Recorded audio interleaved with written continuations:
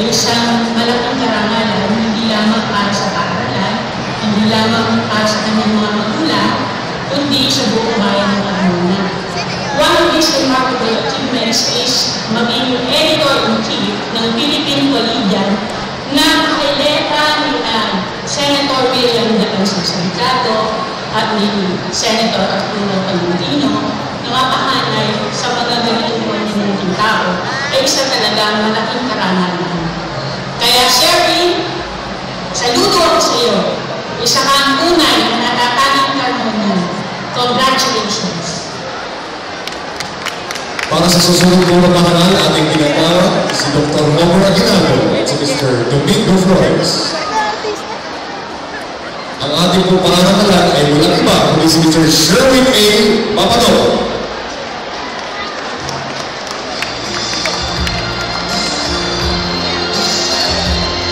Sa kanyang nakakaramang komposisyon, tula, mensahe, talumpati at mga latalain na umami ng pagkilala sa ating bansa at maging sa ibayong dagat ay ang kanyang angking kanino at malighaing kaisipan ang maging daan upang makamit niya ang hinahanap ng maraming sa ating mga kabataan.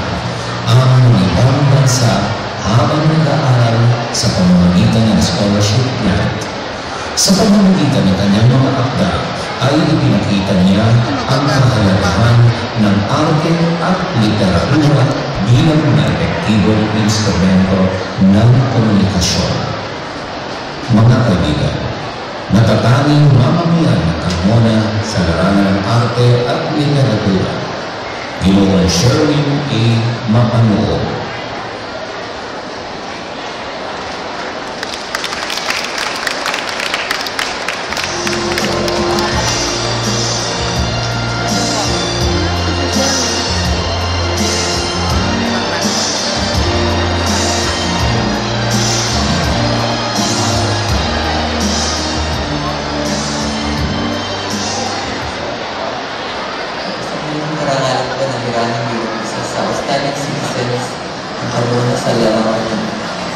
Kultura.